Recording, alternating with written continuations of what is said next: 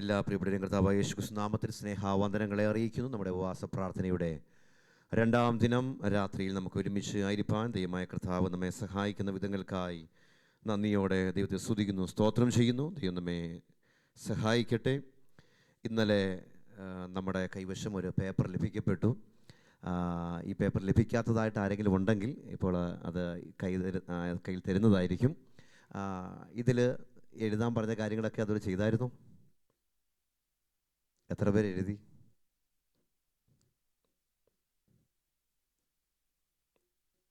ചിലരൊക്കെ എഴുതിയോളം തോന്നുന്നു. Price the Lord.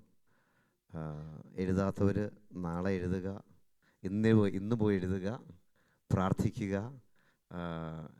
ഈ പേപ്പർ കിട്ടാത്തവർ അല്ലെങ്കിൽ ഈ പേപ്പർ ആരുടെയും കിട്ടിയില്ലെന്നുണ്ടെങ്കിൽ ഓരോ പേപ്പർ തരുന്നതായിരിക്കും.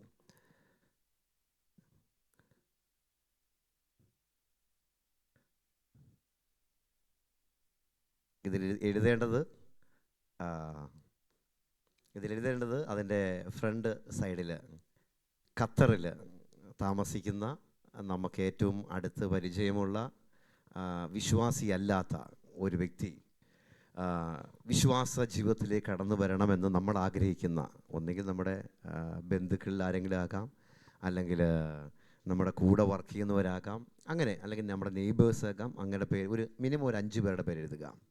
രണ്ടാമതായിട്ട് ഖത്തറിന് പുറത്ത്, ഇന്ത്യയിലാകാം, ലോകത്തിൻ്റെ ഏത് ഭാഗത്ത് താമസിക്കുന്നതാകുന്ന മിനിമം ഒരു 5 പേരുടെ പേര് എഴുതുക. അവർക്ക് വേണ്ടി തുടർമാനമായിട്ട് ഈ ദിവസങ്ങളിൽ നമ്മൾ പ്രാർത്ഥിക്കുക. മറുവശത്ത് നിങ്ങളോട് ആരെങ്കിലും വ്യക്തിപരമായിട്ട് പറഞ്ഞ ഏതെങ്കിലും പ്രാർത്ഥനാ വിഷയം, അല്ലെന്നുണ്ടെങ്കിൽ സഭയായി നമ്മൾ പ്രാർത്ഥിക്കുന്ന ഏതെങ്കിലും വിഷയം, അതെഴുതാം. അതിനുശേഷം അവസാനം നിങ്ങളുടെ പേഴ്സണലായിട്ടുള്ള ഏതെങ്കിലും പ്രാർത്ഥന വിഷയം ഉണ്ടെങ്കിൽ ആ വിഷയവും എഴുതുക. ആ വിഷയങ്ങൾക്ക് വേണ്ടി എല്ലാ ദിവസവും ഇരുന്ന് ഒരല്പസമയം ഇരുന്ന് പ്രാർത്ഥിക്കുക. Price the Lord. നമ്മൾ പ്രാർത്ഥിക്കുമെന്ന് പറഞ്ഞു പോയി കഴിഞ്ഞാൽ അത് എത്രത്തോളം സക്സസ് ആകും, പ്രാർത്ഥിക്കുമെന്ന് എനിക്കറിയത്തില്ല. Price the lord. അപ്പോൾ ഇങ്ങനെ പേപ്പറിൽ നമ്മൾ എഴുതി വെച്ച് പ്രാർത്ഥിച്ചു കഴിഞ്ഞാൽ അത് നിശ്ചയമായിട്ടും നമുക്കത് പ്രാർത്ഥിക്കുവാനും കഴിയും, ഓർക്കുവാനും തക്കവണ്ണം കഴിയും. നമ്മളൊരു എല്ലാ വർഷവും തുടർമാനമായിട്ട് 21 ദിവസം ഉപവാസ പ്രാർത്ഥന വയ്ക്കുന്നു, ഒന്ന് പോയി ഉപവാസ പ്രാർത്ഥനയിൽ പങ്കെടുത്തു വന്നു എന്നതല്ല. സ്തോത്രം. കുറച്ചും കൂടെ ആഴമായി ദൈവത്തിലേക്ക് കൂടുതൽ നടക്കുവാൻ, ഒരാത്മീയ ബലം പ്രാപിക്കുവാൻ, ശക്തിപ്പെടുവാൻ തക്കവണ്ണം ദൈവകരങ്ങളിൽ നമ്മെ തന്നെ സമ്പൂർണ്ണമായി സമർപ്പിക്കാം. അതിനുവേണ്ടി ദൈവമായ കർത്താവ് നമ്മെ സഹായിക്കുമാറാകട്ടെ. നമ്മൾ ഇന്നലെ ചിന്തിച്ചതാകുന്ന വേദഭാഗത്തിൻ്റെ തുടർ ചിന്തകളിലേക്ക് നമ്മൾ കടന്നു വരികയാണ്. ഇന്നലെ ഓൾ അബൌട്ട് ബൈബിളിൻ്റെ ഒരു മൊത്തത്തിലൊരു പിക്ചർ നമ്മളിന്നലെ ചിന്തിക്കുവാൻ തക്കവണ്ണം ഇടയായി. പഴയ നിയമത്തിൽ മശിഹയ്ക്ക് വേണ്ടിയുള്ളതാകുന്ന ഒരു ഒരുക്കം, പുതിയ നിയമത്തിലേക്ക് വരുമ്പോൾ 4 സുവിശേഷങ്ങൾ മശിഹയുടെ പ്രത്യക്ഷത, അതുപോലെ തന്നെ അപ്പോസ്തല പ്രവൃത്തിയിൽ യേശു ക്രിസ്തുവിനെ കുറിച്ചുള്ളതാകുന്ന പ്രഘോഷണം, അതുപോലെ 21 ലേഖനങ്ങളിലായിട്ട് യേശു ക്രിസ്തുവിനെക്കുറിച്ചും സഭയെക്കുറിച്ചുമുള്ളതാകുന്ന ദൈവശാസ്ത്രപരമാകുന്ന വിശകലനം, അവസാനമായിട്ട് വെളിപ്പാട് പുസ്തകത്തിൽ മശിഹായുടെ രാജവാഴ്ച, ഈ കാര്യങ്ങൾ നമ്മൾ ആദ്യം ചിന്തിച്ചത്. അതിനുശേഷം നമ്മുടെ ചിന്ത ലേഖനത്തിൽ നിന്നായതുകൊണ്ട് ലേഖനങ്ങളുടെ ഒരു വിഭജനം നമ്മൾ ചിന്തിച്ചു തുടങ്ങിയിരുന്നു. 2 കാര്യങ്ങൾ നമ്മൾ ചിന്തിച്ചത്. ഒന്ന്, രക്ഷാ തത്വശാസ്ത്രപരമായ ലേഖനങ്ങൾ. ഏതൊക്കെ ലേഖനമായിരുന്നു? റോമൻസും 1 and 2 കൊരിന്ത്യൻസ്. അത് കഴിഞ്ഞ് നമ്മൾ ചിന്തിച്ചത് എന്തായിരുന്നു? ക്രിസ്തു ശാസ്ത്രപരമായ ലേഖനങ്ങൾ. അതിൽ എത്ര പുസ്തകം ഉണ്ടായിരുന്നു? 4 പുസ്തകങ്ങളുണ്ടായിരുന്നു. ആ 4 പുസ്തകങ്ങൾക്ക് മറ്റൊരു പേരറിയപ്പെടും. എന്താണത്? കാരാഗ്രഹ ലേഖനങ്ങൾ, പ്രിസൺ എപ്പിസ്റ്റൽസ് എന്ന് അറിയപ്പെടുന്നു. ഏതൊക്കെയാണ് ആ ലേഖനങ്ങൾ? എഫേസ്യ ലേഖനം, ഫിലിപ്പിയർ, കൊലോസിയൻസ് ആൻഡ് ഫിലേമോൻ. അവിടം വരെയാണ് നമ്മൾ ചിന്തിച്ച് നിർത്തിയത്. നല്ല ജാമ്യക്കാരനായ ക്രിസ്തു ഫിലേമോൻ്റെ ലേഖനത്തിൽ. അടുത്ത 3 നമ്മൾ ചിന്തിക്കുന്നത് സഭാ തത്വശാസ്ത്രപരമായ ലേഖനങ്ങൾ. Price the Lord. ഈ ഭാഗത്ത് 3 ലേഖനങ്ങളാണ് ഉള്ളത്. ഒന്ന് തീമോത്തിയോസിൻ്റെ ലേഖനം, 2 തീമോത്തിയോസിൻ്റെ ലേഖനം, തീത്തോസിൻ്റെ ലേഖനം. ഈ 3 ലേഖനങ്ങളാണ് സഭാ തത്വശാസ്ത്രപരമായ ലേഖനങ്ങൾ എന്നറിയപ്പെടുന്നത്. ഈ 3 ലേഖനങ്ങൾക്ക് മറ്റൊരു പേരും കൂടെ ഉണ്ട്. എന്താ അറിയാമോ? Pastoral epistles. എന്താണ് പാസ്റ്ററൽ എപ്പിസ്റ്റൽസ്? ഇവിടെ സഭ എന്താണ്, സഭയിൽ എങ്ങനെയായിരിക്കണം, ഒരു ശുശ്രൂഷകൻ്റെ ചുമതലകൾ തുടങ്ങിയതാകുന്ന കാര്യങ്ങളൊക്കെ വളരെ വ്യക്തമായിട്ട് വിശദീകരിക്കുന്നതാകുന്ന ലേഖനങ്ങളാണ് ഈ 3 ലേഖനങ്ങൾ. അതിൽ തന്നെ പ്രത്യേകിച്ച് തീത്തോസിൻ്റെ ലേഖനത്തിലേക്ക് വരുമ്പോൾ അപ്പോസ്തലനായ പൗലോസ് തീത്തോസിനെ ക്രേത്ത എന്ന് പറയുന്ന സഭയിലാക്കി വെച്ചിട്ട് ക്രേത്തയിൽ എന്തൊക്കെ ചെയ്യണം, സഭയിലെ പ്രവർത്തനങ്ങളൊക്കെ എങ്ങനെയായിരിക്കണമെന്ന് പ്രത്യേകിച്ച് എടുത്തോർപ്പിച്ചുണർത്തുന്നതാകുന്ന കാര്യങ്ങൾ നമുക്ക് തീത്തോസിൻ്റെ ലേഖനത്തിൽ കാണുവാൻ തക്കവണ്ണം കഴിയുന്നുണ്ട്. നമ്മൾ വേഗത്തിൽ മുൻപോട്ട് പോവുകയാണ്. അടുത്തത് 4-മതായിട്ട് ഭാവികാലപരമായ ലേഖനങ്ങൾ. ഭാവികാലപരമായ ലേഖനങ്ങൾ 2 ലേഖനങ്ങളാണ്. ഏതൊക്കെയായിരിക്കാം? അല്ല, നമ്മൾ ലേഖനങ്ങളൊക്കെ ചിന്തിക്കുന്നത്, ലേഖനങ്ങളിൽ ചിന്തിക്കുമ്പോൾ വെളിപ്പാട് പോകരുത്. തെസ്സലോനിക്കരുടെ 1-ഉം 2-ഉം തെസ്സലോനിക്യ ലേഖനങ്ങളാണ്. എന്ന് പറഞ്ഞാൽ പുനരാഗമനവും അനന്തര സംഭവങ്ങളുമാണ് ഈ 2 ലേഖനത്തിൽ പ്രധാനമായിട്ട് പരാമർശിക്കുന്നത്. വായിക്കാം. 1 Thessalonians chapter 5 verse 1.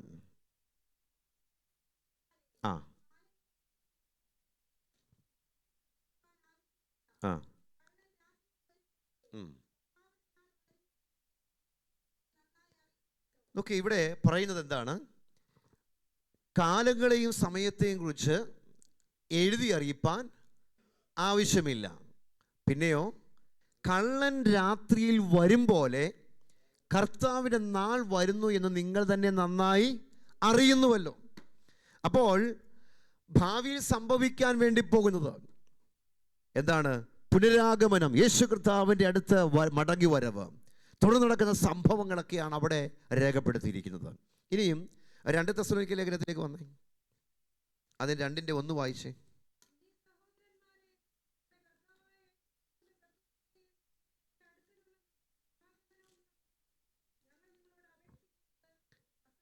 മതി. നമ്മുടെ കർത്താവായ യേശു ക്രിസ്തുവിൻ്റെ പ്രത്യക്ഷത.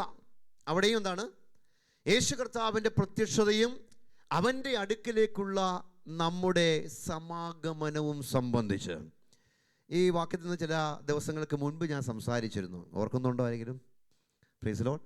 യേശു കർത്താവിൻ്റെ പ്രത്യക്ഷത, അവൻ്റെ അടുക്കിലേക്കുള്ള നമ്മുടെ സമാഗമനം.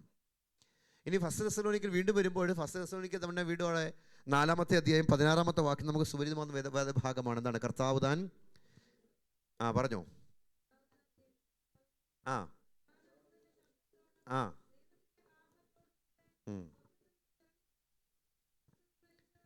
ഞാൻ ആ വാക്യം പറയാൻ പറഞ്ഞതെന്ന് പറഞ്ഞാൽ എല്ലാവരും കാണാൻ അറിയാവുന്നതുകൊണ്ട് എല്ലാവരും ചേർന്നങ്ങ് പറയാനാണ് ഞാൻ പറഞ്ഞത്.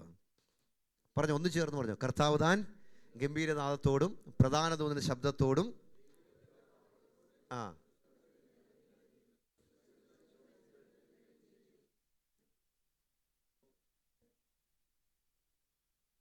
അവസാനം വന്നപ്പോഴത്തേക്ക് വിട്ടുപോയില്ലേ? ഓക്കെ. പിന്നെ ജീവനോട് ശേഷിക്കുന്ന നാം, അത് ബൈജു കൊടുത്തൊരു പണിയാന്ന് തോന്നുന്നു. ഓക്കെ, അവരോട് ഒരുമിച്ച് ആകാശത്തിൽ കർത്താവിനെ എതിരേൽപ്പാൻ മേഘങ്ങളിൽ എടുക്കപ്പെടും. സ്തോത്രം. ഇങ്ങനെ നാം എപ്പോഴും കർത്താവിനോട് കൂടെ ഇരിക്കും. അപ്പോൾ അവിടെ എന്താണ്?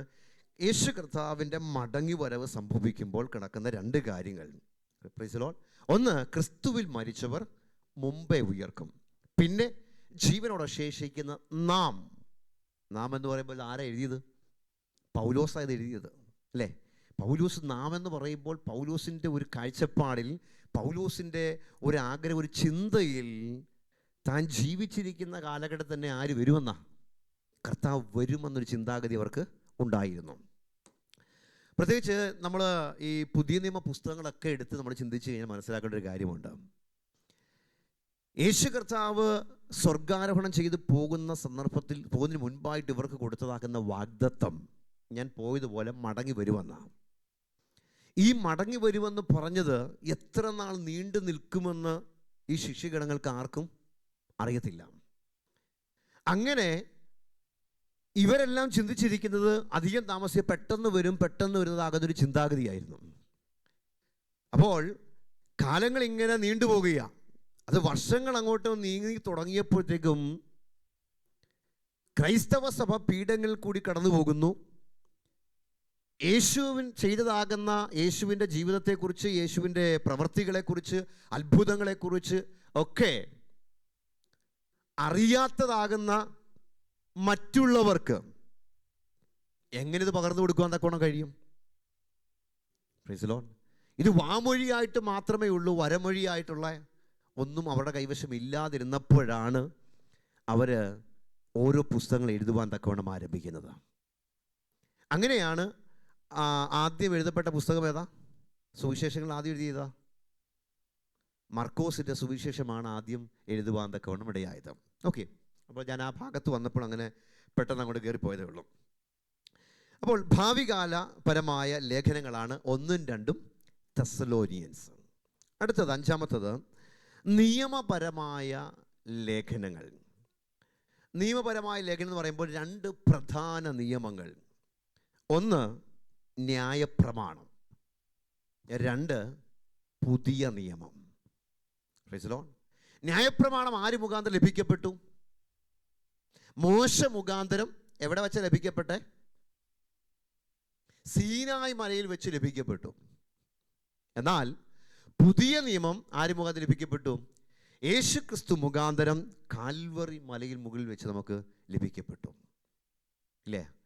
കർത്താവിൻ്റെ ക്രൂശ് മരണമായതിനൊക്കെ സാധ്യമാക്കി തീർത്തതാണ്. അപ്പോൾ പഴയ നിയമം, പുതിയ നിയമം, 2 നിയമങ്ങൾ. അപ്പോൾ ഈ 2 നിയമങ്ങളെയും താരതമ്യം ചെയ്തിട്ട് പഴയ നിയമമാകുന്ന ന്യായപ്രമാണ നിയമത്തെക്കാട്ടിലും വലിയതും ഏറ്റവും ഉന്നതമേറിയതും ഏത്? പുതിയ നിയമമാണ് എന്ന് രേഖപ്പെടുത്തിയിരിക്കുന്ന അല്ലെങ്കിൽ വെളിപ്പെടുത്തുന്ന 2 പുസ്തകങ്ങളാണ് ഗലാത്യ ലേഖനവും മറ്റൊരു പുസ്തകം ഏതാ? എബ്രായ ലേഖനവും. അപ്പോൾ ഗലാത്യ ലേഖനവും എബ്രായ ലേഖനവും 2ഉം താരതമ്യ പഠനമാണ്. പഴയ നിയമം അല്ലെങ്കിൽ ന്യായപ്രമാണത്തെക്കാട്ടിലും വലിയത് ഏതാണ്? പുതിയ നിയമം ആണ് എന്ന് വ്യക്തമാക്കുന്നുണ്ട്. 3-ന്റെ ഗലാത്യ ലേഖനം 3-11 വേദഭാഗങ്ങൾ വായിച്ചേ.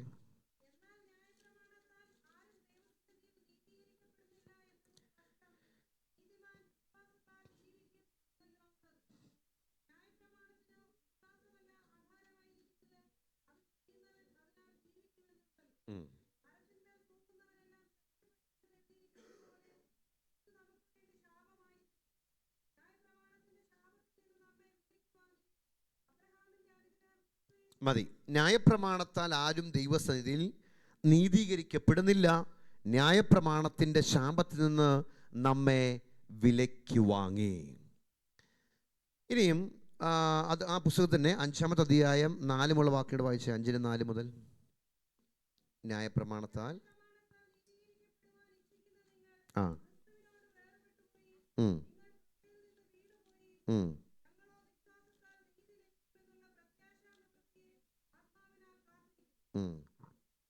മതി. ഇവിടെ എല്ലാം ന്യായപ്രമാണത്തിൻ്റെതാകുന്ന വിഷയങ്ങൾ ആസ്പദമാക്കി അവിടെ അപ്പോസ്തലനായ പൗലോസ് ഗലാത്യരോട് സംസാരിക്കുന്നു. ഇനി എബ്രായ ലേഖനത്തിലേക്ക് വേഗത്തിൽ വരാം. എബ്രായ ലേഖനം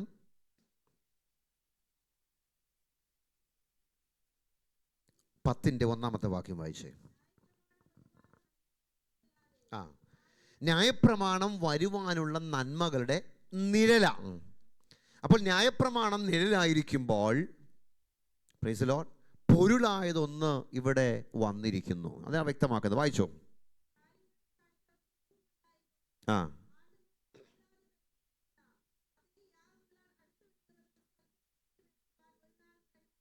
അതിന് താപ്പോട്ട് വന്നിട്ട് അതിൻ്റെ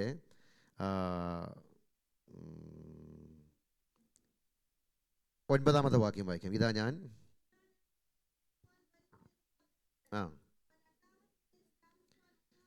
ഇതാ ഞാൻ നിന്റെ ഇഷ്ടം ചെയ്യുവാൻ വരുന്നു എന്ന് പറഞ്ഞുകൊണ്ട് അവൻ 2-ാമത്തതിനെ സ്ഥാപിക്കുവാൻ 1-ാമത്തതിനെ കളയുന്നു. അപ്പോൾ 2-ാമത്തത് ഏതാണ്? പുതിയ നിയമമാണ്. 1-ാമത്തതിനെ നീക്കിക്കളയെന്ന് പറഞ്ഞാൽ ഏതിനെയാണ്? ന്യായപ്രമാണത്തെ നീക്കിക്കളയുന്നു. അടുത്തത്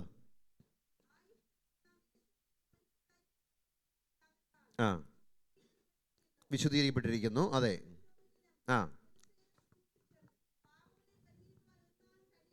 പാപങ്ങളെ പരിഹരിപ്പാൻ ഒരു നാളും കഴിയാത്ത അതേ യാഗങ്ങളെ കൂടെ കൂടെ കഴിച്ചും കൊണ്ട് നിൽക്കുന്നു. അപ്പോൾ പഴയ നിയമ പശ്ചാത്തലത്തിൽ ന്യായപ്രമാണ കാലഘട്ടത്തിൽ ഒരു നാളും പൂർത്തീകരണം വരുത്തുവാൻ തക്കവണ്ണം കഴിയാത്ത യാഗങ്ങൾ നിരന്തരം അർപ്പിച്ചുകൊണ്ട് പുരോഹിതൻ നിൽക്കുകയാണ്. വീണ്ടും എന്നാൽ പുതിയ നിയമ ചരിത്രത്തിലേക്ക് വരുമ്പോൾ, പുതിയ നിയമത്തിലേക്ക് വരുമ്പോൾ യേശു എന്താ ചെയ്തത്? യേശുവോ പാപങ്ങൾക്ക് വേണ്ടി ഏക യാഗം കഴിച്ചിട്ട് എന്നേക്കും ദൈവത്തിൻ്റെ വലതുഭാഗത്ത് ഇരുന്നും കൊണ്ട് മതി. അവിടെ നിൽക്കട്ടെ. ഞാൻ കഴിഞ്ഞ ദിവസം സംസാരിച്ചപ്പോൾ ഈ ഭാഗം കൂടെ ചേർത്ത് പറഞ്ഞതാണ്. അപ്പോൾ പഴയ നിയമ ചരിത്ര പശ്ചാത്തലത്തിൽ പുരോഹിതന്മാർ നിരന്തരമായിട്ട് യാഗമർപ്പിച്ചുകൊണ്ട് നിൽക്കുന്ന ഒരു പശ്ചാത്തലമായിരുന്നെങ്കിൽ, പുതിയ നിയമത്തിലേക്ക് വന്നപ്പോൾ യേശു കർത്താവ് ചെയ്തത് എന്താണ്? ഏക യാഗത്താൽ അല്ലയോ പാപങ്ങളുടെ പരിഹാരം മുഴുവനും വരുത്തി പിതാവിൻ്റെ വലത്ത് ഭാഗത്ത് ഇരിക്കുകയാണ് ചെയ്യുന്നത്. സ്തോത്രം. അതാണ് അത് രണ്ട് തമ്മിലുള്ള വ്യത്യാസം. അവിടെ പഴയ നിയമത്തിൽ സമാഗമന കൂടാരത്തിൽ ഇരിക്കാനുള്ള ചെയറൊന്നുമില്ല. പുരോഹിതന്മാർ അങ്ങനെ നിരന്തരം യാഗം നിൽക്കുകയായിരുന്നു.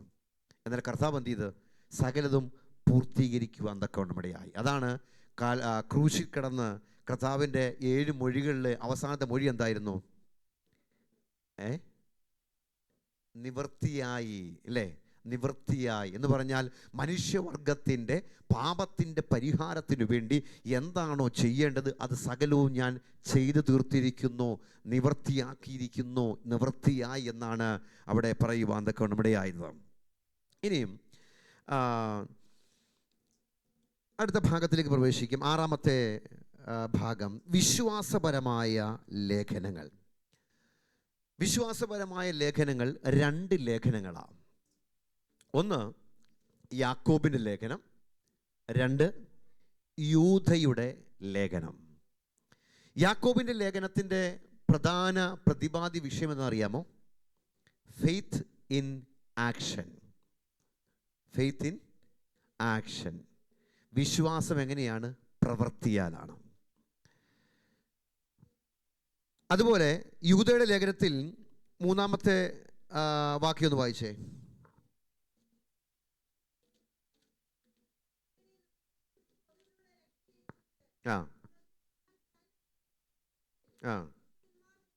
വിശുദ്ധന്മാർക്ക് ഒരിക്കലായി ഭരമേൽപ്പിച്ചിരിക്കുന്ന വിശ്വാസത്തിന് വേണ്ടി പോരാടണം. അപ്പോഴെന്താണ്? വിശ്വാസത്തിന് വേണ്ടി പോരാടണം. യൂദയുടെ ലേഖനത്തിലെ പ്രധാന പ്രതിപാദ്യ വിഷയമായി പറഞ്ഞിരിക്കുക, നാം എന്ത് ചെയ്യണം? വിശ്വാസത്തിന് വേണ്ടി നാം പോരാടുവാൻ തക്കവണ്ണം ഇടയാകണം. അല്ലെങ്കിൽ എന്ത് സംഭവിക്കുന്ന അറിയാമോ? വിശ്വാസത്യാഗം സംഭവിക്കും. അപ്പോസ്റ്റസി, അല്ലേ? വിശ്വാസത്യാഗം സംഭവിക്കും.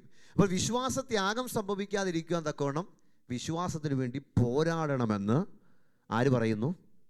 യൂദ പറയുന്നു. ഹാനോക്ക് പ്രവചിച്ചൊരു പ്രവചനം യൂദയുടെ ലേഖനത്തിലുണ്ട്, ഇല്ലയോ? വായിച്ചിട്ടുണ്ടോ? ഞാനിതിന് മുമ്പ് പറഞ്ഞിട്ടുള്ളതാ. അതിൻ്റെ 15-ാമത്തെ വാക്യം ഇതാ. അതിൻ്റെ 14 മുതൽ വായിക്കണം. ആദാം മുതൽ 7-ാമനായ ഹാനോക്കും ഇവരെ കുറിച്ച്. അപ്പോൾ നോക്കിക്കണം, എത്ര നൂറ്റാണ്ടുകൾക്ക് മുൻപ് ജീവിച്ചിരുന്ന വ്യക്തിയാണ് ആര്? ഹാനോക്ക്. ഹാനോക്കിൻ്റെ വേറെ പ്രവചനങ്ങളൊന്നും നമുക്ക് എങ്ങും കാണാൻ കഴിയുന്നില്ല. പക്ഷേ യൂദായുടെ ലേഖനത്തിലേക്ക് വന്നപ്പോൾ യൂദ എന്ത് ചെയ്തു? ഹാനോക്ക് പറഞ്ഞ ആ ഒരു പ്രവചനം അത് അതിപ്രധാനമാകുന്ന ഒന്നാണ്.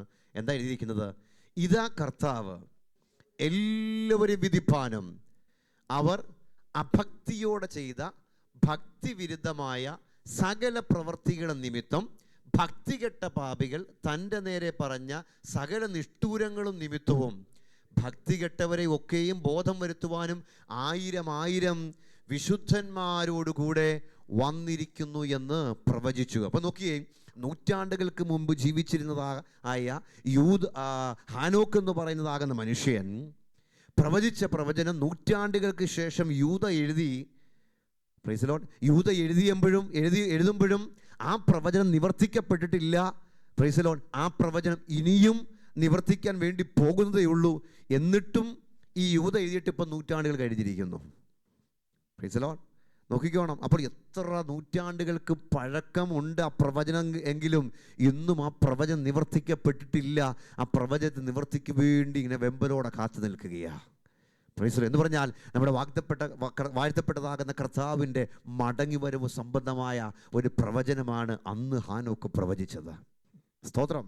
നോക്കിയപ്പോൾ ഹാനോക്ക് യൂദയുടെ പ്രവചനത്തിൽ വിശ്വാസത്തിന് വേണ്ടി പോരാടണമെന്ന് ദൈവസഭയെ ഓർപ്പിച്ചുണർത്ത് നമുക്ക് കാണുവാൻ തക്കോണം കഴിയുന്നുണ്ട്. അടുത്ത രണ്ട് ലേഖനങ്ങൾ പ്രത്യാശപരമായ ലേഖനങ്ങളാണ്. ഏതായിരിക്കാം പ്രത്യാശപരമാകുന്ന ലേഖനങ്ങൾ? പത്രോസിൻ്റെ ലേഖനങ്ങളാണ്. 1ഉം 2ഉം പത്രോസിൻ്റെ ലേഖനങ്ങളാണ് പ്രത്യാശപരമായ ലേഖനങ്ങൾ. യേശുവിൻ്റെ മടങ്ങി വരവ്, നാം എടുക്കപ്പെടുന്നതാകുന്ന അനുഭവങ്ങൾ, ഇതൊക്കെയാണ് ആ ലേഖനത്തിൽ കാണുവാൻ തക്കവണ്ണം കഴിഞ്ഞത്. അതിലെ പത്രോസിൻ്റെ ലേഖനത്തിലേക്ക് വരുമ്പോൾ ഒരു വാക്യം വായിക്കണം. 2 പത്രോസിൻ്റെ ലേഖനം 3-ാമത്തെ അധ്യായം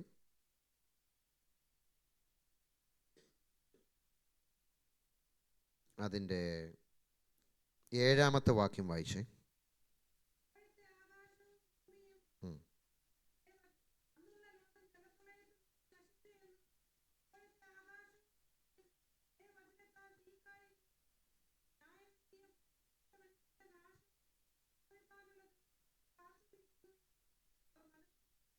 മതി. ഇനി അതിൻ്റെ 8-9 വായിച്ചു.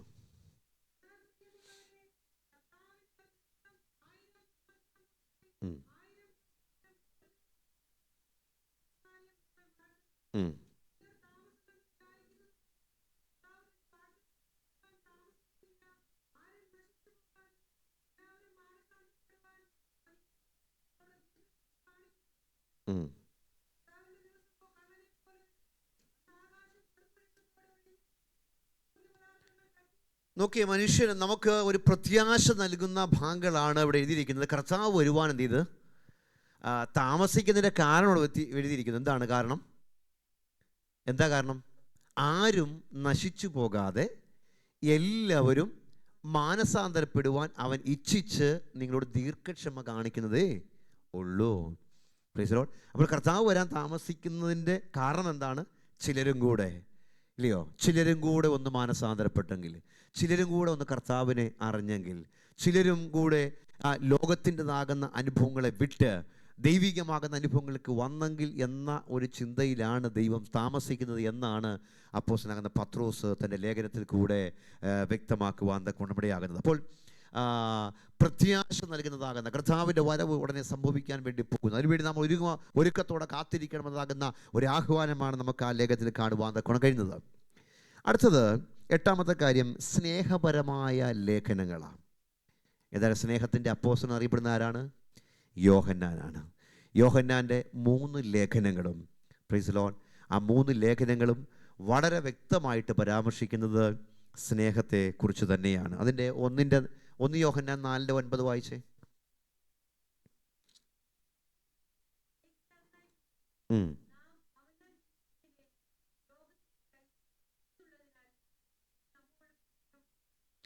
നോക്കി, ദൈവത്തിന് നമ്മോടുള്ള സ്നേഹം പ്രത്യക്ഷമായത് എങ്ങനെയാണ്? ദൈവം തൻ്റെ ഏകജാതനായ പുത്രനെ നാം അവനാൽ ജീവിക്കേണ്ടതിനെ ലോകത്തിലേക്ക് അയച്ചു എന്നുള്ളതിനാൽ ദൈവത്തിന് നമ്മോടുള്ള സ്നേഹത്തെ പ്രത്യക്ഷമാക്കി. അതുകൊണ്ട് നമ്മൾ എന്ത് ചെയ്യണം? നമ്മൾ തമ്മിൽ സ്നേഹിപ്പാൻ തക്കവണ്ണം ഇടയാകണം. Price the Lord. നമ്മൾ തമ്മിൽ സ്നേഹിക്കണം. വീണ്ടും അതിൻ്റെ 2-ാമത്തെ അധ്യായം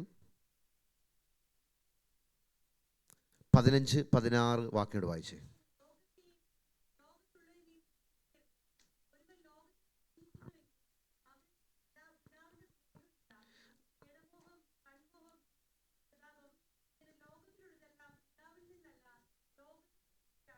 നോക്കിയപ്പോൾ ലോകത്തെയും ലോകത്തുള്ളതിനെയും സ്നേഹിക്കരുത്.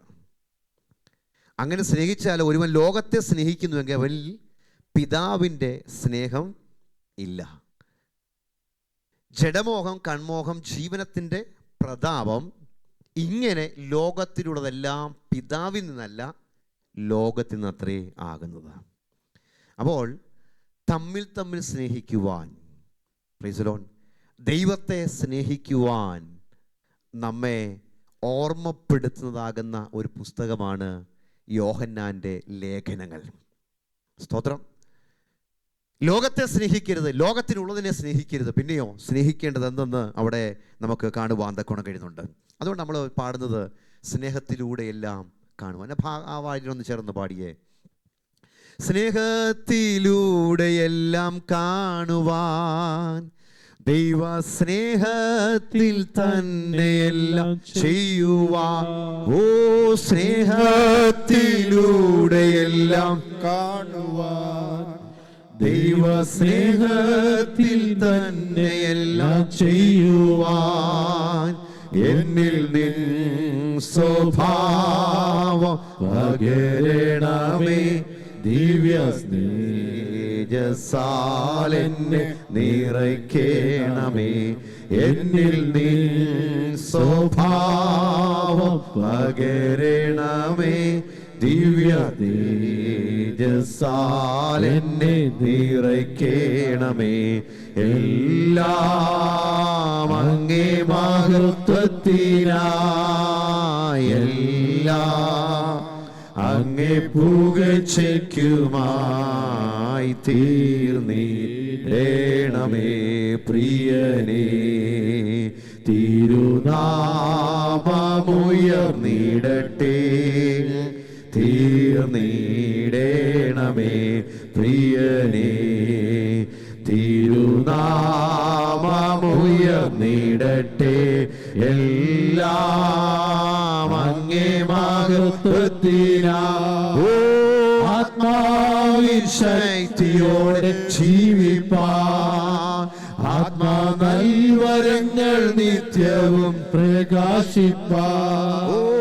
ആത്മാവിൻ ശക്തിയോടെ ജീവിപ്പാൻ, ആത്മാ നൽവരങ്ങൾ നിത്യവും പ്രകാശിപ്പാൻ. ആത്മദായകാ നിരന്തരമായ ആത്മദാനങ്ങൾ പകരണമേ. ആത്മദായകാ നിരന്തരമായ ആത്മദാനങ്ങൾ പകരണമേ.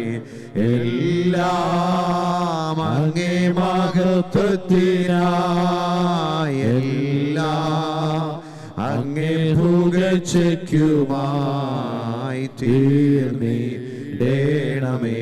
പ്രിയനേ, തിരുനാമമുയർന്നിടട്ടെ,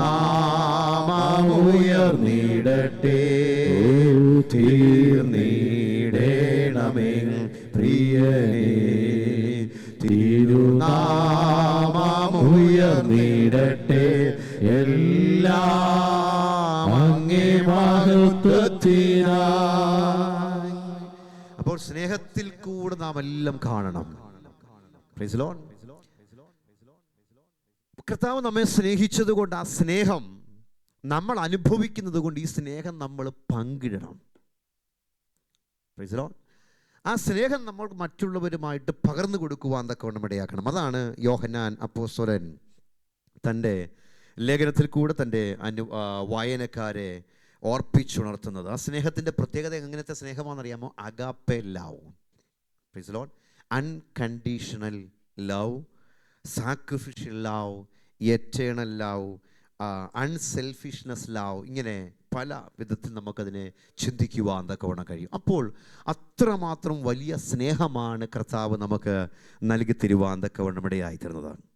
അങ്ങനെ നമ്മൾ ചിന്തിച്ചതാകുന്ന ലേഖനത്തിൻ്റെ വിഭജനം അവിടെ കൊണ്ട് നിർത്തിയിട്ട് ഞാൻ എഫേസ്യ ലേഖനത്തിൻ്റെ 1-ാമത്തെ വാക്യം എന്ന് വായിച്ചേട്ടെ. 1-ാമത്തെ അധ്യായം 1-ാമത്തെ വാക്യം.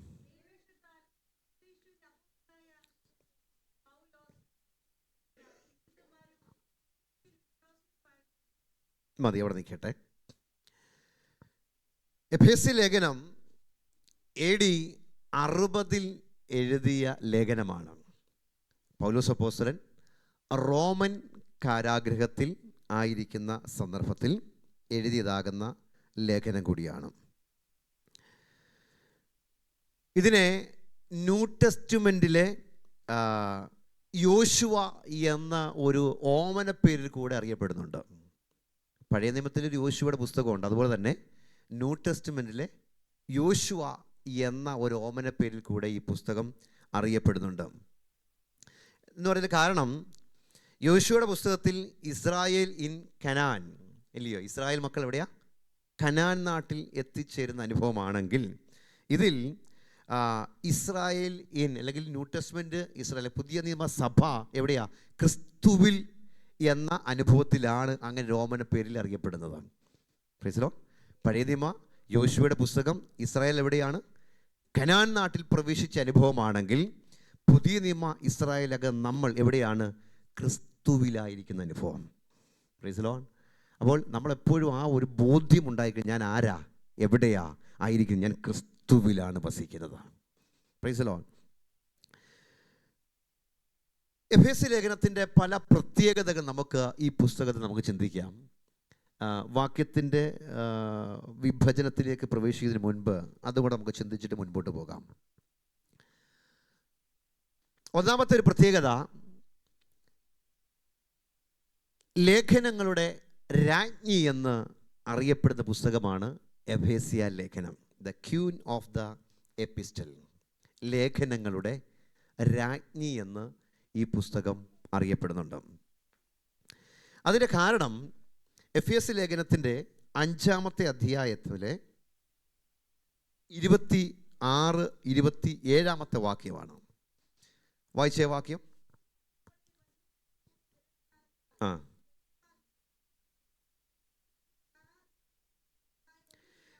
അതിൻ്റെ കാരണം എന്താണ്? കറ, ചുളുക്കം മുതലായ ഒന്നുമില്ലാതെ സഭയെ ശുദ്ധയും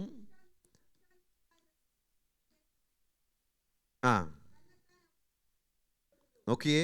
അപ്പോൾ മനവാട്ടി സഭയെ കറയും ചുളുക്കവും ഒന്നുമില്ലാതെ ശുദ്ധവും നിഷ്കളങ്കവുമായിട്ട് യേശുവിൻ്റെ പ്രത്യക്ഷതയ്ക്ക് വേണ്ടി വെടിപ്പോടെ നിർത്തുന്ന ആ ഒരു അനുഭവത്തിലാണ് ഈ പുസ്തകത്തെ ക്യൂൻ ഓഫ് ദ എപ്പിസ്റ്റൽ, ലേഖനങ്ങളുടെ രാജ്ഞി എന്ന പേരിൽ അറിയപ്പെടുന്നത്.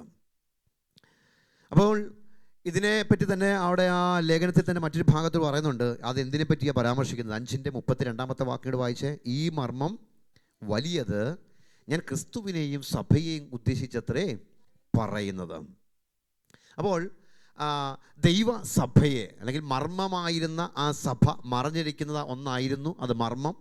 എന്നാൽ വെളിപ്പെട്ട് കഴിഞ്ഞാൽ പിന്നെ അത് മർമ്മമാകത്തില്ല, അല്ലേ? അപ്പോൾ മറഞ്ഞിരുന്ന മർമ്മമായ ദൈവസഭയെ, പ്രൈസ് ദി ലോർഡ്, അത് റിവീലായി വന്നു. അതിനെ കറ, ചുളുക്കം, വാട്ടം, മാലിന്യം ഇതൊന്നുമില്ലാതെ കർത്താവിൻ്റെ വരവിന് വേണ്ടി ശുദ്ധമായി നിർത്തിയിരിക്കുന്ന അനുഭവമാണ് നമുക്ക് എഫേസ്യ ലേഖനത്തിൽ കാണുവാൻ തക്കോണം കഴിഞ്ഞതാണ്. അപ്പോൾ എഫേസ്യ ലേഖനത്തിൻ്റെ ഒന്നാമത്തെ പ്രത്യേകത, ഇത് ലേഖനങ്ങളുടെ രാജ്ഞി എന്ന പേരിൽ അറിയപ്പെടുന്നു. രണ്ടാമത്തെ വിഷയത്തിലേക്ക് കടന്നു വരാം. ഇത് ആഗോള വ്യാപകമായ സഭയെ ഉദ്ദേശിച്ച് എഴുതിയ ലേഖനമാണ് എഫേസ്യ ലേഖനം. എന്താണ്? ആഗോള വ്യാപകമായ സഭയെ ഉദ്ദേശിച്ചാണ് ഈ ലേഖനം എഴുതിയിരിക്കുന്നത്. അതിൻ്റെ കാരണം, ആഗോള വ്യാപകമായ സഭ എന്ന് പറഞ്ഞാൽ ഗ്ലോബൽ ചർച്ച്, ഇല്ലേ? അതിൻ്റെ കാരണം എന്ന് പറഞ്ഞാൽ, ഒന്നാമത്തെ വാക്യം നിങ്ങളൊന്ന് ശ്രദ്ധിച്ചു നോക്കിയേ. ആ വാക്യം വായിച്ചിട്ട് എന്തെങ്കിലും ഒരു പ്രത്യേകത തോന്നുന്നുണ്ടോ? ആ വാക്യം, ഒന്നാമത്തെ വാക്യം ഒന്നുകൂടെ എല്ലാവരും നോക്കിയേ.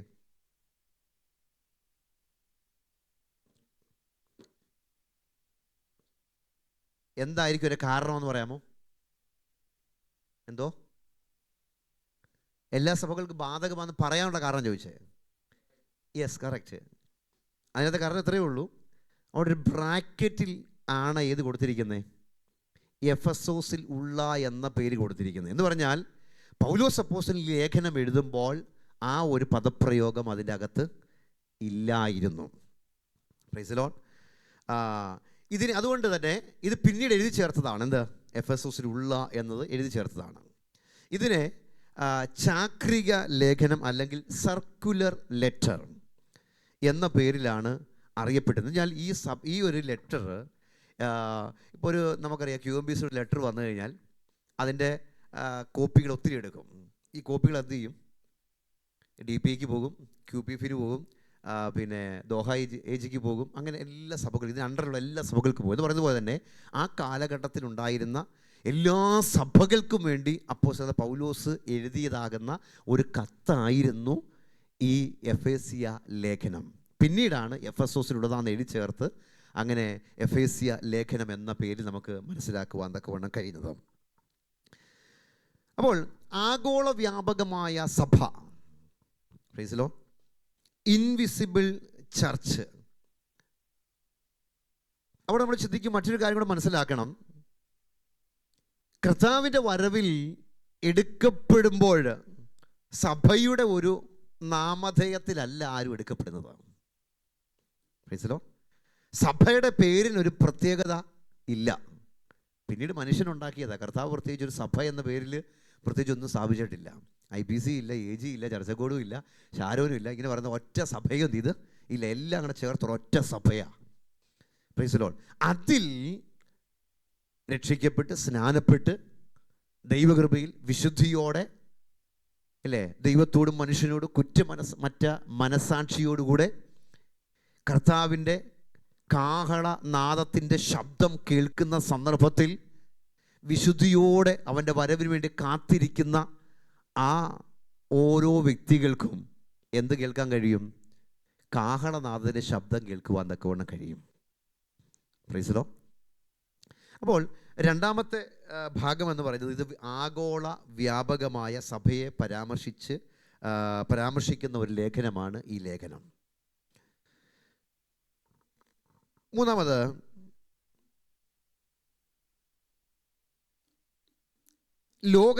അതിൻ്റെ മൂന്നാമത്തെ വാക്യം വായിച്ചു. നാലാമത്തെ വാക്യം.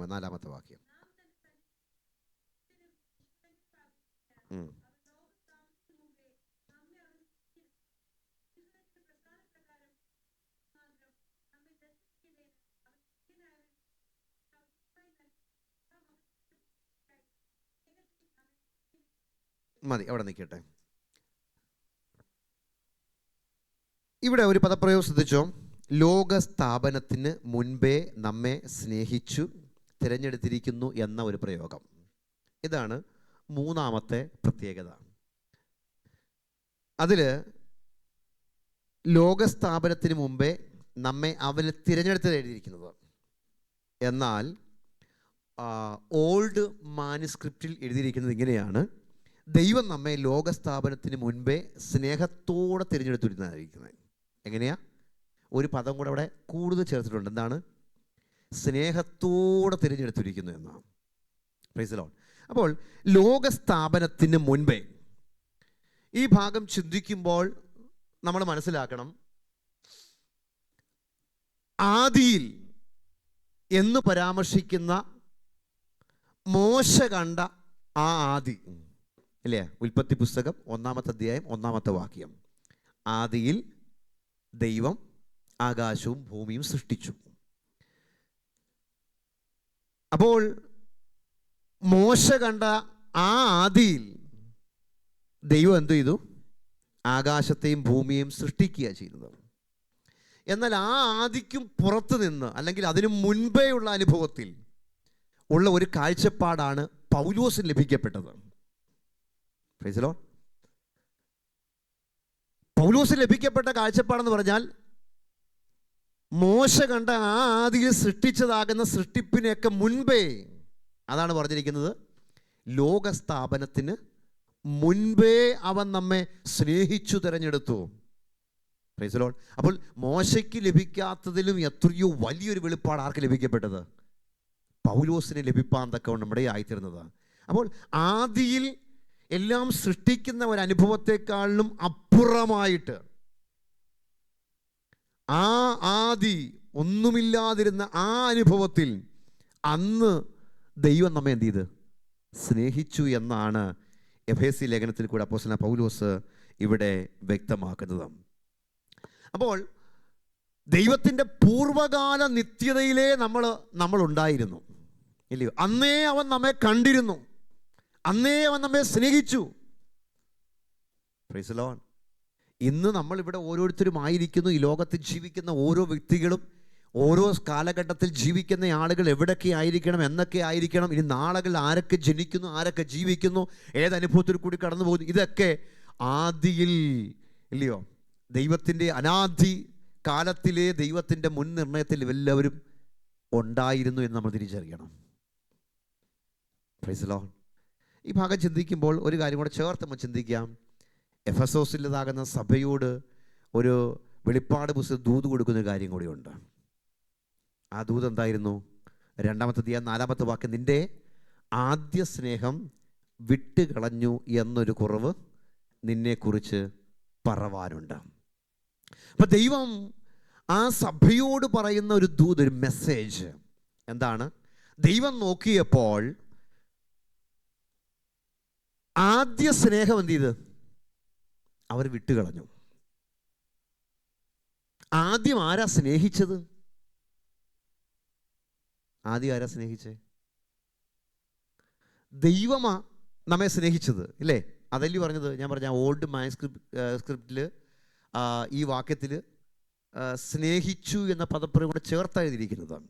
ലോകസ്ഥാപനത്തിന് മുൻപേ എന്ത് ചെയ്ത് സ്നേഹത്തോടെ തിരഞ്ഞെടുത്തു എന്നിരിക്കുന്നതാണ്. അപ്പോൾ ലോകസ്ഥാപനത്തിന് മുമ്പേ സ്നേഹത്തോടെ നമ്മെ തിരഞ്ഞെടുത്ത ദൈവം. അപ്പം നമ്മൾ ഈ മനുഷ്യന് ആരും ഇല്ല, ലോകം ഒന്നും സ്ഥാപിക്കപ്പെട്ടിട്ടില്ല, അതിനു മുൻപേ അവൻ നമ്മെ സ്നേഹിച്ചത്. അപ്പോൾ ആദ്യം സ്നേഹിച്ചത് ആരാ? ദൈവം ആദ്യം സ്നേഹിച്ചത്. Praise the lord. അപ്പോൾ ദൈവം ആദ്യം സ്നേഹിച്ച ആ സ്നേഹത്തിൽ ദൈവം എഫെസോസിലെ സഭയെ നോക്കിയപ്പോൾ, പ്രൈസ് ദി ലോർഡ്, അവർക്ക് ദൈവത്തോടുണ്ടായിരുന്ന ആ സ്നേഹം ഇപ്പോൾ ഇല്ലാതായിപ്പോയി. ദൈവം സ്നേഹിച്ചതാകുന്ന സ്നേഹം തിരിച്ചു കൊടുക്കാൻ ഇവർക്ക് കഴിയാതെ പോയി. അത് പറഞ്ഞത് നിന്റെ ആദ്യ സ്നേഹം വിട്ടുകളഞ്ഞു എന്നൊരു കുറവ് നിന്നെക്കുറിച്ച് പറവാനുണ്ട് എന്ന് പറഞ്ഞത്. അപ്പോൾ ലോകസ്ഥാപനത്തിന് മുമ്പേ ദൈവം നമ്മെ സ്നേഹിച്ച സ്നേഹം മറന്നിട്ടാണ് നീ ഇപ്പോൾ എന്ത് ചെയ്ത് മുൻപോട്ട് പോകുന്നത് എന്ന് എഫെസോ സഭയോട് ഓർപ്പിച്ച് ഉണർത്തുകയാണ് ഈ ലേഖന ആ ഭാഗത്ത് നമുക്ക് ചിന്തിക്കുവാൻ തക്കണം കഴിയുന്നത്. അപ്പോൾ ലോകസ്ഥാപനത്തിന് മുമ്പേ നമ്മെ തിരഞ്ഞെടുത്തു എന്ന ഒരു പ്രയോഗമുണ്ട്. ഇത് എഫേസ്യ ലേഖനത്തിൻ്റെ 3-ാമത്തെ ഒരു പ്രത്യേകതയാണ്. 4-ാമത്തെ പ്രത്യേകത, ആത്മീയ ഉപദേശങ്ങളുടെ ഒരു കലവറയാണ് ആദ്യത്തെ 3 അധ്യായങ്ങൾ. ഈ പുസ്തകത്തിൽ എത്ര അധ്യായമുണ്ട്? മൊത്തം 6 അധ്യായമുണ്ട്. അതിലെ ആദ്യത്തെ 3 അധ്യായങ്ങൾ ആത്മീയ ഉപദേശങ്ങളുടെ ഒരു കലവറ എന്ന് പറഞ്ഞാൽ സ്പിരിച്വൽ ഡോക്ട്രിൻസിൻ്റെ, ആത്മീയ ഉപദേശങ്ങളുടെ ഒരു കലവറ. അത് ചിന്തിച്ച് നോക്കിയേ, എന്തൊക്കെയാണ് അത് എഴുതിയിരിക്കുന്നത്? ആത്മീയ ഉപദേശങ്ങളായിട്ട് നമുക്ക് കാണാൻ കഴിയുന്നത് 1-ന്റെ 5-ാമത്തെ വാക്യത്തിൽ കണ്ടോ, തിരഞ്ഞെടുത്തു. 1-ന്റെ 6-ൽ വരുമ്പോൾ ദത്തെടുത്തു. 6-ൽ തന്നെ മറ്റൊരു പദപ്രയോഗമുണ്ട്, മുൻ നിയമിച്ചു. 7-ാമത്തെ വാക്യത്തിൽ വരുമ്പോൾ അതിക്രമങ്ങളുടെ മോചനമെന്ന വീണ്ടെടുപ്പ്. അതുപോലെ 12-ാമത്തെ വാക്യത്തിൽ 11-ാമത്തെ വാക്യത്തിൽ അവസാനം വരുമ്പോഴത്തേക്ക് മുൻ നിയമിക്കപ്പെട്ടു. 14-ാമത്തെ വാക്യത്തിൻ്റെ അവസാനം വരുമ്പോൾ നമ്മുടെ വാഗ്ദത്തത്തിൻ്റെ അച്ചാരമായ, നമ്മുടെ അവകാശത്തിൻ്റെ അച്ചാരമായ വാഗ്ദത്തൻ പരിശുദ്ധാത്മാവിനാൽ മുദ്രയിട്ടിരിക്കുന്നു, അല്ലേ? പിന്നെ അതിനുശേഷം 19-ാമത്തെ വാക്യം വരുമ്പോൾ അവൻ്റെ ബലത്തിൻ വല്ലഭത്വത്തിൻ്റെ എന്താണ് 19, വ്യാപാരത്തിൽ വിശ്വസി നമുക്ക് വേണ്ടി വ്യാപരിക്കുന്ന അവൻ്റെ അളവറ്റ ശക്തിയുടെ വലിപ്പം, അല്ലേ? പിന്നെ അതിനുശേഷം 22-23 വാക്യങ്ങളിലേക്ക് വരുമ്പോൾ സഭ എന്ന അനുഗ്രഹീതമായ ഒരു സൗദ്യത്തെക്കുറിച്ച്. പിന്നെ നമുക്ക് 17-ാമത്തെ വാക്യത്തിൽ മറ്റൊരു കാര്യം കൂടിയുണ്ട്, നമ്മുടെ ഹൃദയദൃഷ്ടി പ്രകാശിക്കപ്പെടണം. ഇങ്ങനെയുള്ളതാകുന്ന ആത്മീയപരമാകുന്ന ഒത്തിരി ഉപദേശങ്ങൾ ആദ്യത്തെ 3 അധ്യായങ്ങൾ നമുക്ക് കാണുവാൻ തക്കവണ്ണം കഴിയുന്നുണ്ട്. ഈ ഞാനിപ്പോൾ പറഞ്ഞതാകുന്ന ഇത് ഭാഗങ്ങളൊക്കെ വളരെ സവിസ്തരമായിട്ട് നമ്മൾ ചിന്തിക്കേണ്ടതാകുന്ന ഭാഗങ്ങളാണ്, ഓരോ ഭാഗങ്ങളും. ഇനിയും അടുത്ത ഒരു പ്രത്യേകത എന്ന് പറഞ്ഞാൽ 4, 5, 6 ഈ 3 അധ്യായങ്ങളിൽ പ്രായോഗിക ഉപദേശങ്ങളുടെ ഒരു കലവറയായിട്ട് നമുക്ക് കാണാൻ തക്കവണ്ണം കഴിയുന്നുണ്ട്. പ്രായോഗിക ഉപദേശം എന്ന് പറഞ്ഞാൽ ഇപ്പോൾ നമ്മൾ ചിന്തിച്ച പറഞ്ഞ ഭാഗങ്ങൾ, ദത്തെടുക്കപ്പെട്ട, തിരഞ്ഞെടുക്കപ്പെട്ട, മുൻ നിയമിക്കപ്പെട്ടതാകുന്ന ഒരു വ്യക്തി, ആ വ്യക്തി എങ്ങനെ ജീവിക്കണം, പ്രൈസ് ദി ലോർഡ്, അത് സഭയിലാകട്ടെ സമൂഹത്തിലാകട്ടെ എങ്ങനെ ജീവിക്കണം, അതുപോലെ അവൻ്റെ കുടുംബ ജീവിതം എങ്ങനെയായിരിക്കണം, ഇങ്ങനെയുള്ളതാകുന്ന വിഷയങ്ങളൊക്കെയാണ് ഈ 3 അധ്യായങ്ങളിൽ വളരെ വ്യക്തമായിട്ട് പരാമർശിക്കുന്ന പ്രായോഗിക ഉപദേശങ്ങളുടെ ഒരു കലവറ. 6ാമത്തെ ഭാഗത്തിലേക്ക് വരുന്നു. ഇതിൻ്റെ അടുത്ത ഒരു പ്രത്യേകത, ഒരു വിശ്വാസിയുടെ ഭൂതകാലം, വർത്തമാനകാലം, ഭാവി കാലം, അല്ലേ? ഈ 3 കാലഘട്ടത്തെയും വിശദീകരിച്ചിരിക്കുന്നു ഈ പുസ്തകത്തിൽ.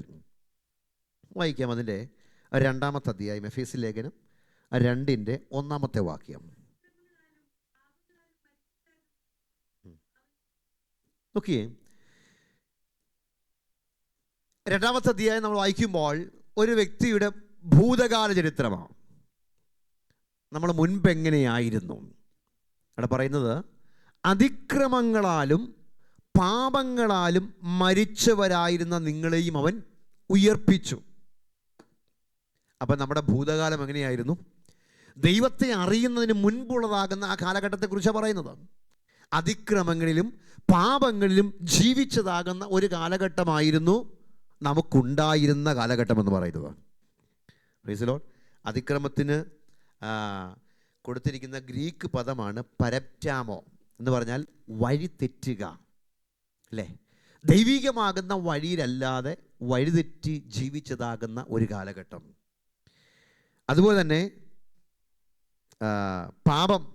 പാപത്തിൻ്റെ വാക്ക് നമുക്ക് എല്ലാവർക്കും സുപരിതമാണ്. എന്താണ്?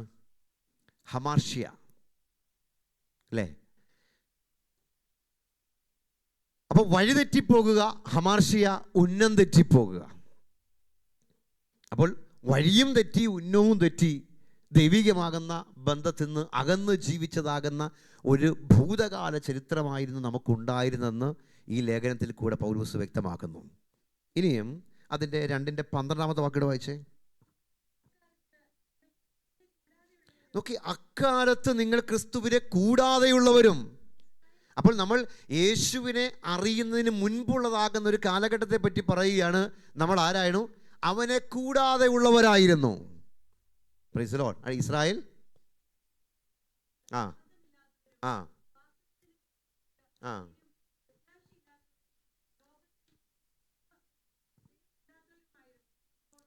നോക്കിയേ, ആ ക്രിസ്തുവിനെ കൂടാതെയുള്ളതാകുന്ന അനുഭവത്തിൽ എന്തൊക്കെ ഇല്ലായിരുന്നു?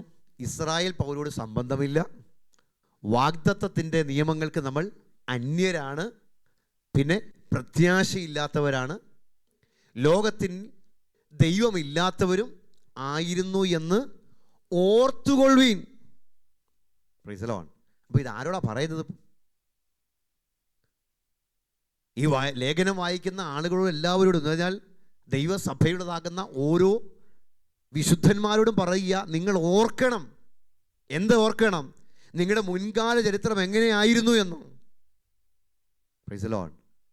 അതിക്രമങ്ങളാലും പാപങ്ങളാലും മരിച്ചവരായിരുന്ന അനുഭവത്തിൽ, അക്കാലത്ത് ദൈവമില്ലാത്ത അനുഭവത്തിൽ ജീവിച്ചതാകുന്ന ഒരു കാലഘട്ടത്തിലായിരുന്നു നാം ആയിരുന്നത് എന്ന് നമ്മൾ എന്ത് ചെയ്യണം? ഓർക്കണം. ഇനിയും 2ന്റെ 7-ാമത്തെ വാക്യം വായിച്ചേ. വിശ്വാസിയുടെ ഇപ്പോഴത്തെ അനുഭവമാണ് അവിടെ പരാമർശിക്കുന്നത്. ഇപ്പോൾ നമ്മൾ എങ്ങനെയായിരിക്കുന്നു?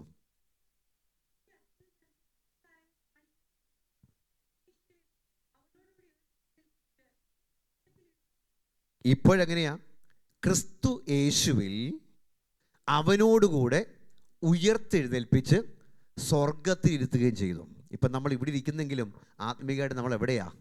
സ്വർഗസ്ഥലങ്ങൾ ദൈവം നമ്മെ ഇരുത്തിയേക്കുക. Price the Lord. ഇവിടെ നാം അക്ഷരികമായി ഇരിക്കുന്നെങ്കിലും നമ്മുടേതാകുന്ന ഒരു പൊസിഷൻ എവിടെയാ?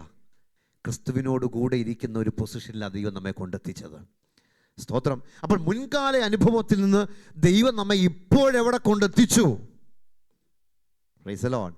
എന്തുകൊണ്ടാണ് ഓർക്കണമെന്ന് പറയുന്നത്? പഴയകാല അനുഭവത്തിൽ നിന്ന് ഒരു പ്രത്യാശയുമില്ലാതെ, ഒരു വാഗ്ദത്തത്തിൻ്റെ അവകാശിയും അല്ലാതിരുന്ന അനുഭവത്തിൽ നിന്ന് നമ്മെ സ്വർഗസ്ഥലങ്ങൾ കൊണ്ടിരുത്തിയ ദൈവത്തെ നമ്മൾ എത്ര നന്ദി പറയണം. Price the Lord, hallelujah. അപ്പോൾ എത്ര നന്ദി പറഞ്ഞാലും മതിയാകാത്ത ഒരു അനുഭവത്തിലേക്കാണ് ദൈവം നമ്മെ കൊണ്ട് എത്തിച്ചിരിക്കുന്നത്. എന്നാൽ പലപ്പോഴും നമ്മളിത് തിരിച്ചറിയത്തില്ല. പലപ്പോഴും നമ്മളിതങ്ങ് മറന്നുപോകും. ഇത് മറന്നു പോയത് കൊണ്ടാണ് പൗലോസിനെ എടുത്തു പറയേണ്ടി വന്നത്, നിങ്ങൾ ഓർത്തുകൊള്ളുവീനെന്ന്. സ്തോത്രം. അപ്പോൾ മറക്കാനുള്ള സാധ്യതകൾ പലപ്പോഴും നമ്മുടെ ജീവിതത്തിൽ എന്ത് ചെയ്യുക ഉണ്ട്. അതുകൊണ്ട് നമ്മൾ എന്ത് ചെയ്യണം? ഓർക്കണം, മറക്കാതെ ഓർക്കണം. ഇല്ലയോ? യേശു കർത്താവ് സ്വർഗാരോഹണം ചെയ്യുന്നതിന് മുൻപായിട്ട് തൻ്റെ ശിഷ്യന്മാർക്ക് കൊടുത്തൊരു വാഗ്ദത്തം വീണ്ടും ഓർപ്പിക്കുന്നത് പറയുന്നുണ്ട്, അല്ലേ? എന്താണത്? പരിശുദ്ധാത്മാവിനെ പ്രാപിക്കണമെന്നുള്ള കാര്യം. അപ്പോസ്തല പ്രവൃത്തി 1-ാമത്തെ അധ്യായം 4-ാമത്തെ വാക്യം ഒന്ന് വായിച്ചേ. 1:4.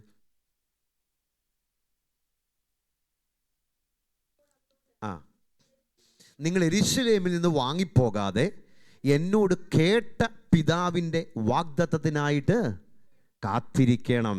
അപ്പോൾ കേട്ട വാഗ്ദത്തത്തെ യേശു കർത്താവ് വീണ്ടും ഓർപ്പിച്ചുണർത്തുകയാണ്. വീണ്ടും പറയുക, ഒരിക്കൽ കേട്ടതാ, പക്ഷെ വീണ്ടും പറയുക. ഇതിൻ്റെ പ്രാധാന്യം വലുതായതുകൊണ്ട്, ഇത് നിങ്ങൾ മറന്നു പോകാൻ സാധ്യതയുണ്ട്. അതുകൊണ്ട് വീണ്ടും ഓർപ്പിക്കുകയാണ്, നിങ്ങൾ യെരൂശലേമിൽ നിന്ന് വാങ്ങിപ്പോകാതെ എന്നോട് കേട്ട പിതാവിൻ്റെ വാഗ്ദത്തത്തിനായിട്ട് നിങ്ങൾ കാത്തിരിക്കണമെന്ന് പറയുന്നത്. അപ്പോൾ വീണ്ടും ഓർപ്പിച്ചപ്പോൾ ഇത് ഗുണമുണ്ടായി. അതിന് താപ്പോട്ട് വരുമ്പോഴത്തേക്ക് യേശു കർത്താവിന് സ്വർഗ്ഗാരോഹണം കഴിഞ്ഞപ്പോഴത്തേക്ക് ഇവർ നേരെ എവിടെ പോയി? യെരൂശലേമിൽ നിന്ന് വാങ്ങിപ്പോകാതെ കേട്ട വാഗ്ദത്തത്തിന് വേണ്ടി എന്ത് ചെയ്യുക? കാത്തിരിക്കുകയാണ്. Price the Lord. ഇനിയും അതിൻ്റെ 4:30 വാക്യം വായിച്ച്, ഭാവി കാലം എങ്ങനെയായിരിക്കുമെന്നാണ് അവിടെ പരാമർശിച്ചിരിക്കുന്നത്. ദൈവത്തിൻ്റെ പരിശുദ്ധാത്മാവിനെ ദുഃഖിപ്പിക്കരുത്. അവിടെ നിന്നേ, പരിശുദ്ധാത്മാവ് ദുഃഖിക്കുമോ? എങ്ങനെ പരിശുദ്ധാത്മാവിനെ നമുക്ക് ദുഃഖിപ്പിക്കാം? ഒരു ശക്തിയുള്ള വ്യക്തിത്വമാണ് പരിശുദ്ധാത്മാവ്. Price the Lord.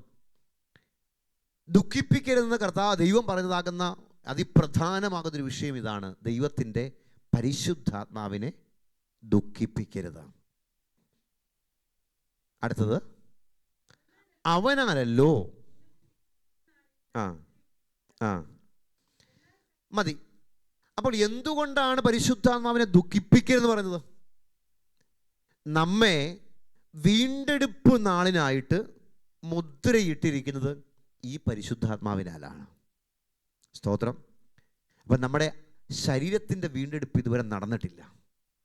ശരീരത്തിൻ്റെ വീണ്ടെടുപ്പിന് നടക്കാൻ വേണ്ടി പോകുന്നതേ ഉള്ളൂ. അതെപ്പോഴാ? കർത്താവിൻ്റെ മടങ്ങി വരവ് സംഭവിക്കുമ്പോൾ. അപ്പോൾ അതുകൊണ്ട് നമ്മൾ എന്ത് ചെയ്യുക? നമ്മുടെ ഭാവി കാലത്തെ ഓർത്ത്, ഇനിയും വരാൻ വേണ്ടി പോകുന്നതാകുന്ന ആ കാലഘട്ടത്തെ ഓർത്ത് നമ്മൾ ഭയത്തോടെ ആയിരിക്കണം. പരിശുദ്ധാത്മാവിനെ ദുഃഖിപ്പിക്കരുത്. അവൻ നമ്മെ മുദ്രയിട്ടിരിക്കുക. എന്തിനു വേണ്ടി? Price the lord.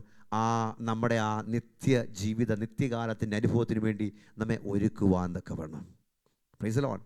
അപ്പോൾ നമ്മുടെ ഭൂതകാലവും നമ്മുടെ പ്രസൻറ്റ് അനുഭവങ്ങളും ഇൻ ഫ്യൂച്ചർ അനുഭവങ്ങളും എല്ലാം മൂന്നും ഈ പുസ്തകത്തിൽ വളരെ വ്യക്തമായിട്ട് പറയുന്നുണ്ട്.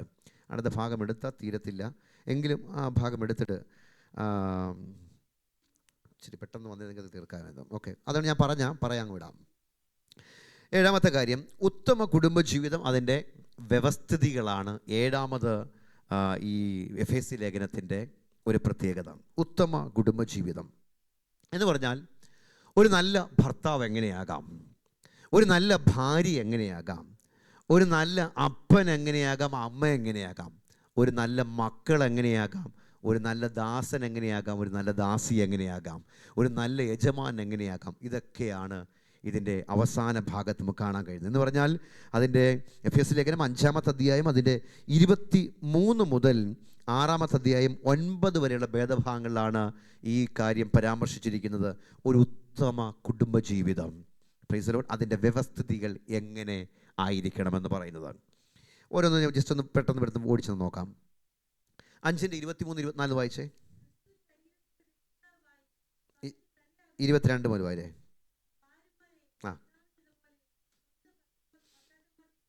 മതി, നോക്കിയേ.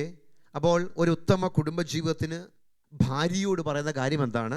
ഭാര്യമാരെ കർത്താവിനെന്ന പോലെ സ്വന്തം ഭർത്താക്കന്മാർക്ക് കീഴടങ്ങുവീൻ. അപ്പോൾ നല്ലൊരു ഭാര്യ കീഴടങ്ങിയിരിക്കണമെന്ന് പറയുന്നു. അടുത്തത് അതിൻ്റെ 25-ാമത്തെ വാക്യം.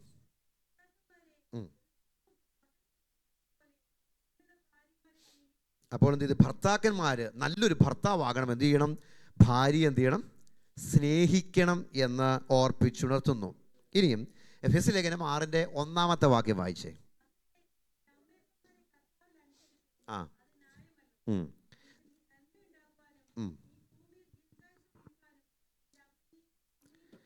നോക്കിയേ, മക്കളെ എന്നൊരു പദപ്രയോഗത്തിനെ വിളിക്കുന്നത്. മക്കളെ എന്ന് പറയുമ്പോൾ അതിനകത്ത് മകനും ഉണ്ട് മകളും ഉണ്ട്, അല്ലേ? രണ്ടുപേരോടും കൂടെ പറയുകയാണ്, മക്കളെ നിങ്ങളുടെ അമ്മയപ്പന്മാരെ കർത്താവിൽ അനുസരിപ്പീൻ. അനുസരിക്കാത്ത മക്കളുണ്ടെങ്കിൽ വീണ്ടും വാക്യം കാണാതെ പഠിച്ചാൽ പോരാ. Praise Lord. അത് നമ്മുടെ ജീവിതത്തിൻ്റെ പ്രായോഗിക പദത്തിൽ കൊണ്ടെത്തിക്കുവാൻ കൊണ്ട് ഇടയാകണം. ഈ വാക്യം അറിയാത്തതായിട്ട് ആരും ഉണ്ടെന്ന് ഞാൻ പ്രതീക്ഷിക്കുന്നില്ല. എല്ലാവർക്കും നന്നായിട്ട് അറിയാമെന്ന് നോക്കി. ഇല്ല, അറിയത്തില്ലയോ? അറിയത്തില്ലയോ? അറിയാം. അപ്പോൾ എന്ത് ചെയ്യണം? വാക്യം പഠിച്ചാൽ മാത്രം പോരാ, അത് ജീവിതത്തിൻ്റെ പ്രായോഗിക വശത്തേക്ക് എത്തണം. എന്ത്? നല്ല ഒരു മകനായിട്ടിരിക്കണം, നല്ല ഒരു മകളായിട്ടും ഇരിക്കണം. Praise Lord. ഇനിയും മകൻ തെറ്റിപ്പോയാലും മകൾ തെറ്റിപ്പോയാലും ഇതൊക്കെ ചെയ്യണമെന്നൊക്കെ പഴയ നിയമത്തിൽ പറയുന്നുണ്ട്. ഞാൻ ആ വാക്യം വായിപ്പിക്കുന്ന സമയമില്ലാത്തതുകൊണ്ട് ഞാൻ വായിപ്പിക്കുന്നില്ല. അവിടെ പറയുന്നത് മകൾ തെറ്റിപ്പോയി കഴിഞ്ഞാൽ ചുട്ടുകളയണമെന്നാണ് എഴുതിയിരിക്കുന്നത്. മകൻ തെറ്റിപ്പോയി കഴിഞ്ഞാൽ കല്ലെറിഞ്ഞ് കൊല്ലണമെന്നാണ് എഴുതിയിരിക്കുന്നത്. Praise Lord. അങ്ങനത്തെ പ്രമാണമായിരുന്നു പഴയ നിയമ ന്യായപ്രമാണ കാലഘട്ടത്തിലെ പ്രമാണം. Praise Lord.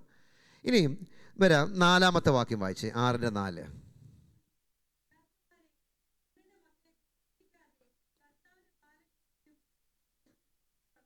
ഓക്കെ. അപ്പോൾ എന്ത് ചെയ്ത് പിതാക്കന്മാരെ മാതാക്കളെ, ഇല്ലയോ, പിതാവിനോടും മാതാവിനോടും കൂടെ പറയുകയാണ് മക്കൾക്ക് വേണ്ടി എന്തൊക്കെയാണ് ചെയ്യേണ്ടത്.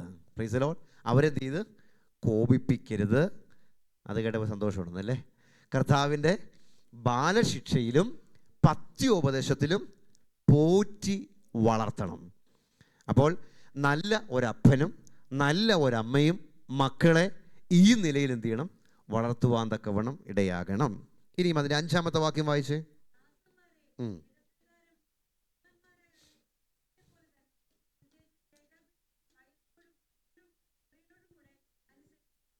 മതി. അപ്പോൾ എന്ത് ചെയ്ത് ദാസന്മാരെ ദാസിമാരെ രണ്ടുപേരോട് പറയുകയാണ്, നിങ്ങളുടെ യജമാനന്മാർക്ക് നിങ്ങൾ എന്ത് ചെയ്ത് കീഴടങ്ങി. എന്ന് വെച്ചാൽ ലഭിക്കുന്ന വേതനത്തിനനുസരിച്ച്, അല്ലെങ്കിൽ യജമാനൻ പറയുന്നത് അതുപോലെ അനുസരിപ്പാണതാകുന്ന ഒരു നല്ല മനസ്സാർക്കുണ്ടായിരിക്കണം? ദാസന്മാർക്കും ദാസിമാർക്കും ഉണ്ടായിരിക്കണം എന്നും ഓർപ്പിക്കുന്നു. ഇനിയും അതിൻ്റെ 9-ാമത്തെ വാക്കുകൾ വായിച്ച് അവസാനിപ്പിക്കാം.